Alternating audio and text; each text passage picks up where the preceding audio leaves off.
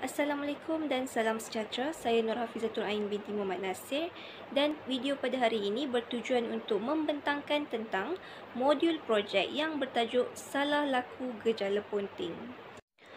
Jadi saya akan membentangkan bahagian pengenalan dan di dalam bahagian ini saya akan menerangkan tentang apa itu ponting dan apa kaitannya dengan disiplin. Secara umumnya, disiplin merupakan peraturan yang ditetapkan untuk melatih seseorang supaya berkelakuan baik. Di peringkat sekolah pula, disiplin menjadi satu kawalan sosial bagi mewujudkan suasana yang tenteram supaya proses pengajaran dan pembelajaran dapat dijalankan dengan teratur dan lancar. Menurut James Draver, ahli psikologis, disiplin ialah kemampuan atau usaha dalam mengawal kelakuan yang berasal dari dalam diri individu dan bertujuan menyesuaikan diri dengan peraturan atau norma yang telah ditetapkan. Namun begitu, tidak semua individu dapat mengawal tingkah laku diri dan hal ini sekaligus membawa kepada masalah disiplin. Jadi, ponting merupakan antara masalah disiplin yang acap kali kita dengar di sekolah.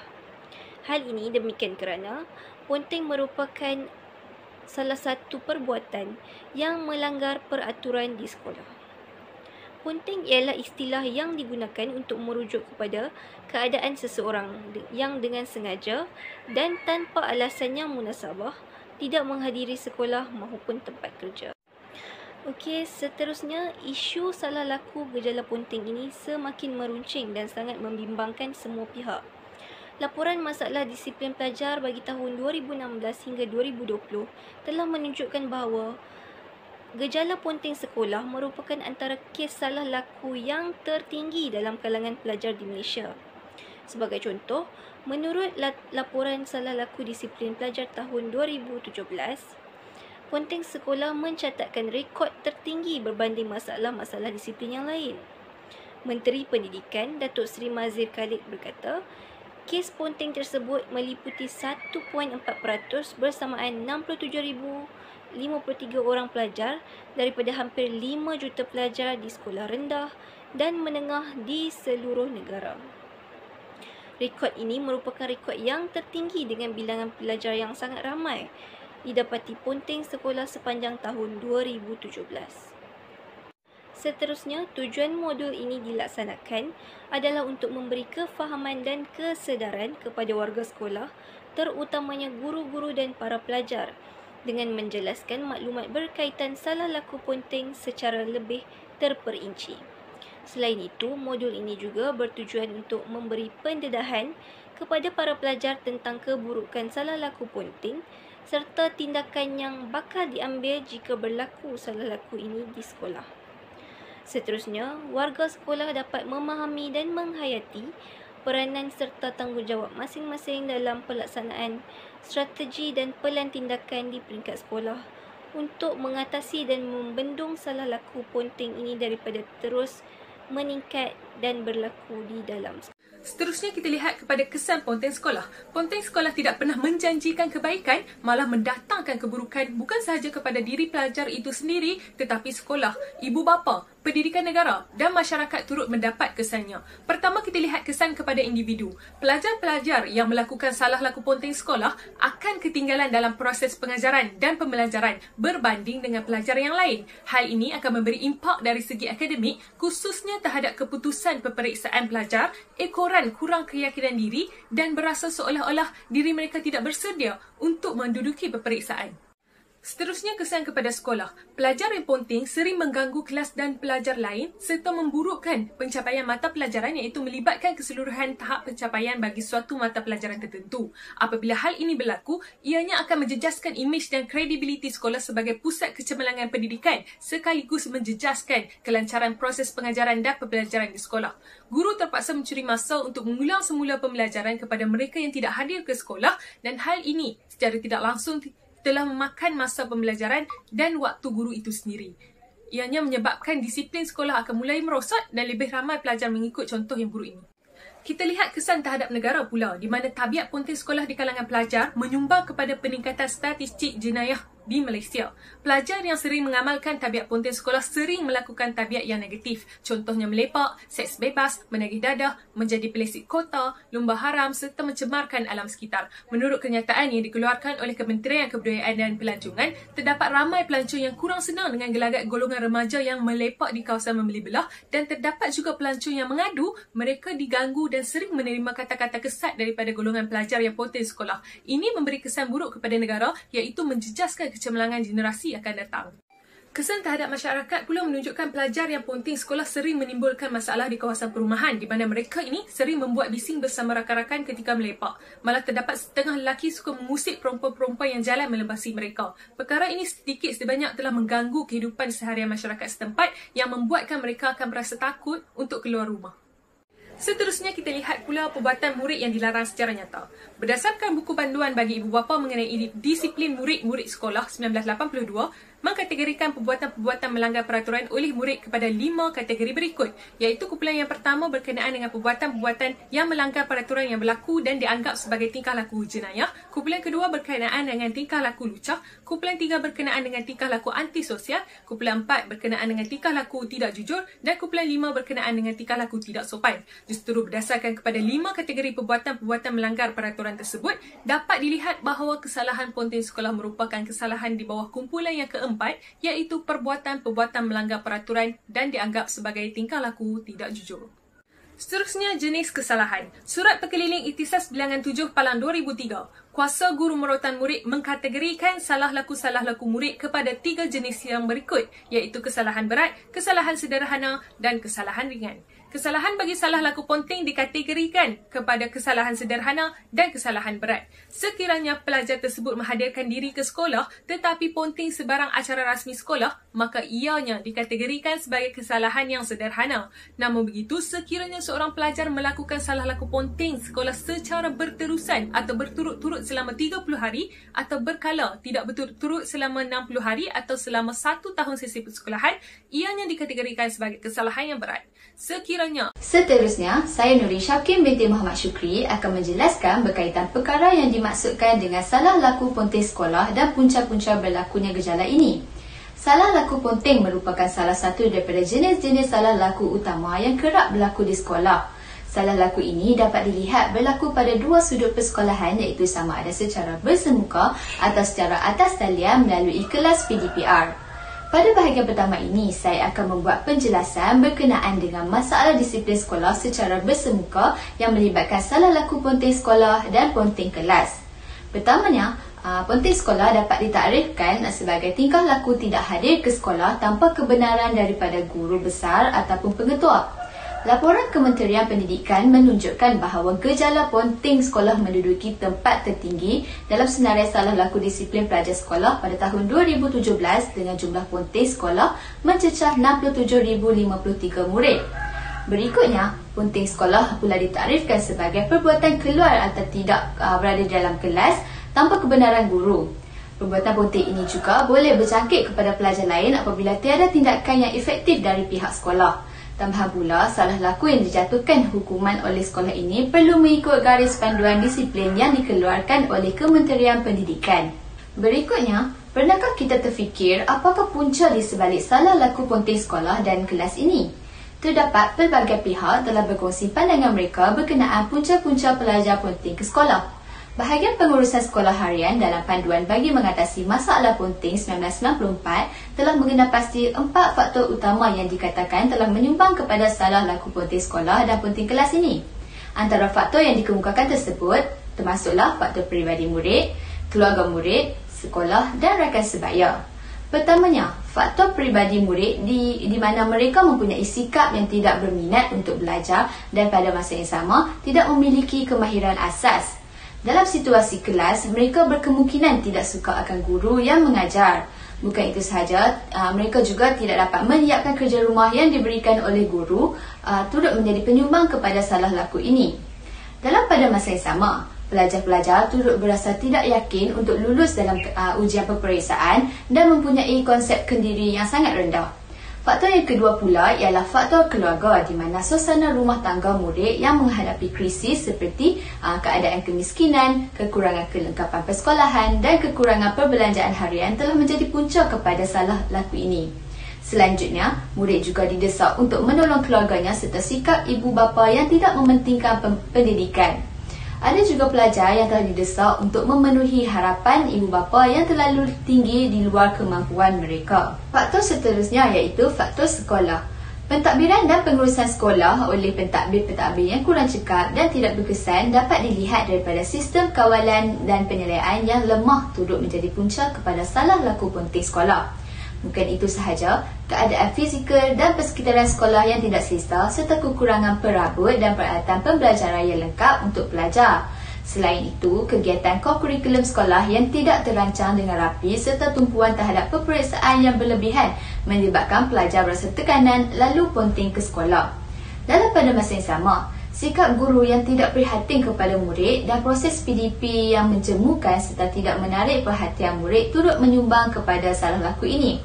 Murid juga wujud perasaan takut yang diakibatkan oleh guru yang bersikap kasar dan bengis, malah sewenang-wenangnya menjatuhkan hukuman menjejaskan maruah mereka. Malah lokasi sekolah yang berhampiran dengan tempat hiburan dan pasaraya atau jauh dan terpencil turut menjadi punca murid berkelakuan seperti demikian. Berikutnya, faktor terakhir iaitu faktor rakan sebaya yang juga merupakan punca utama. Pada peringkat ini, pelajar-pelajar sekolah sangat mudah terpengaruh dengan rakan sebaya yang suka membazirkan masa. Malah, murid mendapat paksaan atau ancaman daripada rakan sebaya untuk mendapat pengiktirafan sesama mereka lalu berjangkit antara satu sama lain. Faktor-faktor yang dikemukakan tersebut telah menunjukkan masalah-masalah yang sering ditimpa oleh pelajar yang menjadi punca kepada salah laku ponteng sekolah dan ponteng kelas. Oleh itu, berbagai pihak haruslah berganding bahu antara satu sama lain bagi mengatasi masalah ini supaya tidak berlarutan. Kita lihat pula kepada tindakan yang bakal dikenakan kepada murid-murid yang melakukan kesalahan ponteng.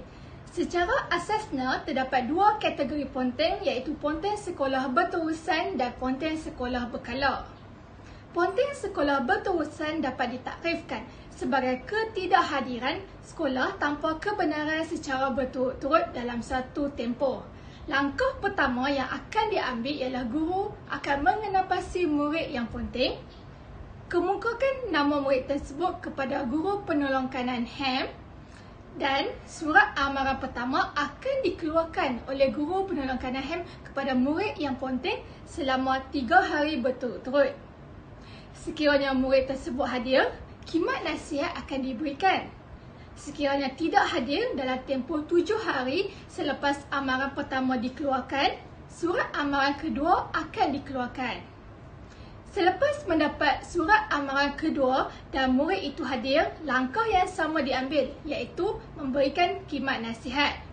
Sekiranya tidak hadir juga, selepas 7 hari menerima surat amaran yang kedua, surat amaran terakhir akan dikeluarkan. Tidak hadir 14 hari selepas amaran yang terakhir dikeluarkan, surat pembuangan sekolah akan diberikan. Kita pergi pula kepada ponteng sekolah secara berkala. Ketidakhadiran murid ke sekolah tanpa kebenaran untuk suatu tempoh yang tidak berturut-turut. Sebagai contoh, tidak hadir sehari dan hadir 2 hari berikutnya. Jadi, proses tindakan yang dikenakan kepada murid berkenaan adalah sama seperti tindakan kepada murid yang ponteng sekolah secara berterusan. Perbezaan dari segi bilangan hari dalam pengeluaran surat amaran. Antara cadangan menangani masalah ponteng dalam kalangan murid merangkumi cadangan umum dan cadangan khusus. Untuk cadangan umum mengatasi masalah ini, terdapat 3 aspek iaitu pengurusan dan pentadbiran, kemudahan fizikal sekolah dan faktor guru itu sendiri. Antara tanggungjawab pengurusan dan pentadbiran sekolah ialah sistem penilaian yang lebih kerap dan sistematik, merancang dan menyusun takwim sekolah dengan program-program yang menarik, mewujudkan sistem kawalan keluar masuk sekolah dan juga kelas. Kemudahan sekolah juga haruslah dalam keadaan yang baik dapat digunakan serta menarik untuk memberikan suatu motivasi kepada murid-murid untuk hadir ke sekolah.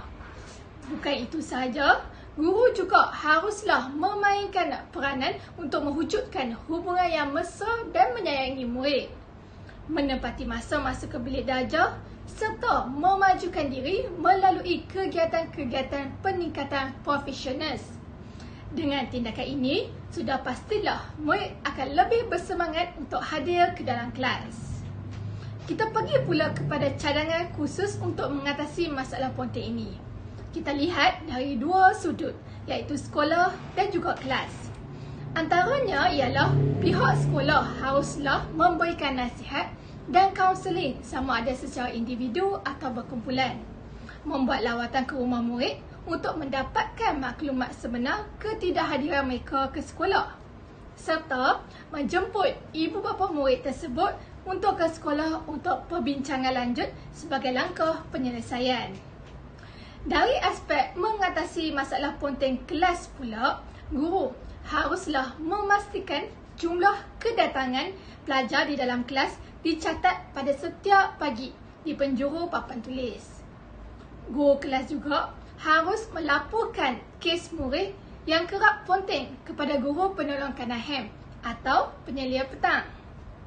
Dan ketua kelas juga haruslah menghantar borang ataupun buku kehadiran harian murid ke pejabat pengetua atau guru besar pada akhir waktu persekolahan dan membawanya ke kelas pada waktu pertama setiap hari persekolahan berikutnya. Seperti yang diketahui ramai, wabak COVID-19 telah semakin meningkat sejak tahun 2019. Berikutan daripada jumlah penularan wabak COVID-19 telah semakin meningkat, pandemik ini sedikit sebanyak telah memberikan kesan kepada sistem pendidikan di Malaysia, di mana Kementerian Pendidikan Malaysia (KPM) dan juga Kementerian Pengajian Tinggi Malaysia iaitu KPT telah mengambil inisiatif untuk mengadakan sesi pengajaran dan pembelajaran secara atas talian. Menurut Stephen Hierarchy 2019, pengajaran dan pembelajaran dalam talian merupakan suatu pembelajaran yang dijalankan secara bersemuka dengan menggunakan perantaraan peralatan komputer di mana pelajar dapat melihat dan mendengar pelajar lain dari jarak jauh. Razzi pada tahun 2020 pula, pengajaran dan pembelajaran di rumah iaitu PDPR dalam talian merupakan sebuah bentuk pengajaran dan pembelajaran yang disampaikan melalui penggunaan teknologi digital dan internet. Pengajaran dan pembelajaran di rumah iaitu PDPR bermaksud pengajaran dan pembelajaran PDP yang dilaksanakan di rumah ataupun di pusat komuniti atau di mana-mana lokasi yang bersesuaian. Antara bahan pengajaran dan pembelajaran yang disampaikan adalah dengan menggunakan media yang mengandungi unsur grafik visual, teks, perkataan, animasi, video serta audio. Pelaksanaan PDPR dalam talian dan di luar talian yang melibatkan penggunaan peranti perlu mengambil kira tempoh layar ataupun screen time. Tempoh layar merujuk kepada masa yang diluangkan bagi penggunaan peranti seperti televisyen, komputer, komputer riba, tablet dan telefon pintar. Oleh itu, secara keseluruhan dapat disimpulkan bahawa pengajaran dan pembelajaran di rumah iaitu PDPR dalam talian merupakan suatu pengajaran dan pembelajaran pendidikan yang berlandaskan sumber dan peralatan teknologi komputer. Pelaksanaan pengajaran dan pembelajaran di rumah iaitu PDPR secara atas talian merupakan suatu corak alternatif pembelajaran dalam norma baru. Namun begitu, penggunaan peranti semasa PDPR secara berterusan tanpa melibatkan sebarang pergerakan fizikal yang aktif dalam satu tempoh yang lama turut memberi kesan negatif kepada kesihatan dan juga perkembangan murid. Berikut adalah keadaan pandemik COVID-19 yang berterusan.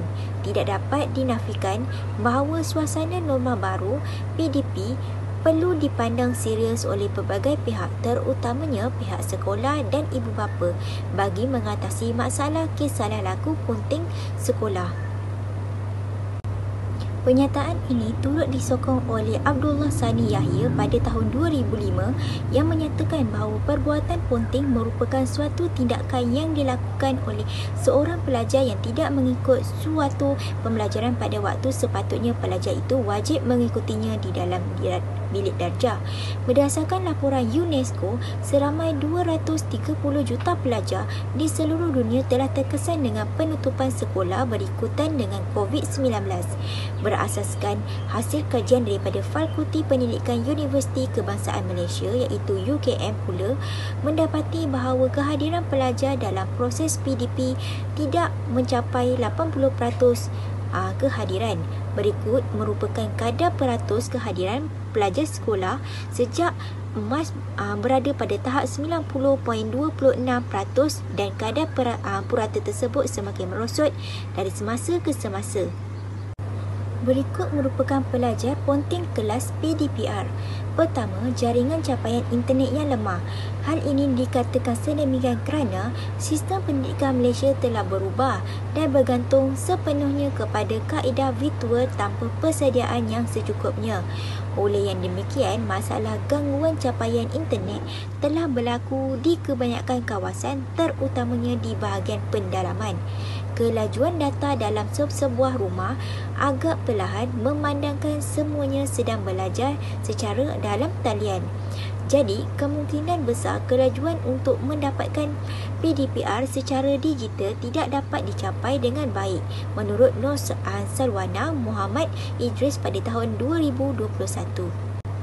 Kedua, ibu bapa tidak mampu menyediakan gadget terutamanya bagi mereka yang berpendapatan rendah dan mempunyai jumlah anak yang ramai yang masih bersekolah. Pembelajaran dalam norma baru telah mewujudkan jurang digital yang sangat ketara di Malaysia. Ketiga pula adalah masalah kewangan. Sehubungan dengan itu, mereka mengambil keputusan untuk memuting kelas dan mencari pekerjaan bagi membantu keluarga mereka.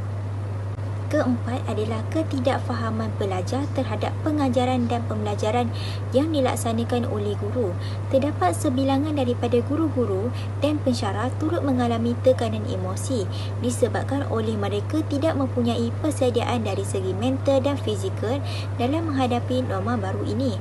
Sebahagian besar daripada kumpulan ini juga telah berusia juga tidak mampu untuk mempunyai kemahiran dalam teknologi maklumat kerana telah begitu lama menggunakan kaedah pengajaran secara konvensional. Yang kelima pula adalah ketiadaan pemantauan daripada ibu bapa. Ibu bapa terpaksa keluar bekerja menyebabkan tidak dapat memantau sesi pembelajaran anak-anak di rumah. Terdapat sebilangan ibu bapa juga turut berkata bahawa mereka menghadapi kesukaran dalam melakukan pemantauan sepenuhnya bagi sesi PDPR. Hal ini telah mendorong kanak-kanak ini untuk melakukan aktiviti untuk memuting kelas. Seterusnya kita beralih pula kepada cara sekolah ataupun KPM dalam mengenal pasti murid yang ponteng kelas PDPR. Cara sekolah mengenal pasti pelajar ponteng kelas PDPR adalah melalui Google Form. Berikut merupakan langkah-langkah yang boleh dibuat oleh guru untuk membuat Google Form. Kebanyakan sekolah menggunakan aplikasi ini untuk menjalankan pengajaran secara dalam talian. Perkara ini dapat memudahkan kerja guru dalam merekod kehadiran pelajar. Berikut juga merupakan langkah bagi membuat Google Form. Dalam pada itu, guru boleh membuat sebarang kuis mini untuk diagikan kepada pelajar dan pelajar yang dapat menjawab kuis tersebut dapat dikategorikan sebagai hadir. Antara aplikasi yang boleh digunakan adalah seperti Quizizz, Kahoot ataupun Padlet. Cara KPM untuk mengenal pasti murid ponteng kelas PDPR pula adalah melalui aplikasi pangkalan data murid ataupun APDM. Kehadiran ini boleh memberikan maklumat dengan lebih cepat, tepat, efisien, sistematik dan juga mesra pengguna. Kita beralih pula kepada tindakan yang perlu diambil oleh sekolah, JPN dan juga KPM dalam menangani masalah ponteng PDPR. Yang pertama adalah melalui tindakan yang diambil oleh sekolah. Peranan yang dapat dilihat di sini ialah peranan guru kaunseling. Terdapat pelbagai tindakan yang boleh dilakukan oleh guru kaunseling, antaranya adalah menghubungi pelajar tersebut untuk mengetahui faktor yang menyebabkan pelajar tersebut tidak hadir. Tindakan yang boleh dibuat juga adalah melalui program yang dijalankan seperti program bimbingan dan perkembangan pembelajaran. Yang kedua pula adalah melalui peranan guru disiplin. Tindakan yang boleh dilakukan juga adalah menghubungi pelajar tersebut dan guru disiplin boleh menghubungi ibu bapa mereka untuk mengetahui perkembangan pelajar tersebut. Dan dalam pada itu, guru kaunseling juga boleh menjalankan program-program berkaitan dengan ponteng. Antaranya ialah program jati diri, program absen sifat dan banyak lagi untuk mengurangkan kadar ponteng kelas PDPR. Dan peranan yang ketiga pula adalah melalui peranan setiap guru. Setiap guru hendaklah mengubah cara mendidik untuk memastikan pelajar termotivasi untuk memasuki kelas tersebut dan melayan pelajar dengan ramah, penuh dengan kasih sayang dan juga penuh dengan perasaan empati.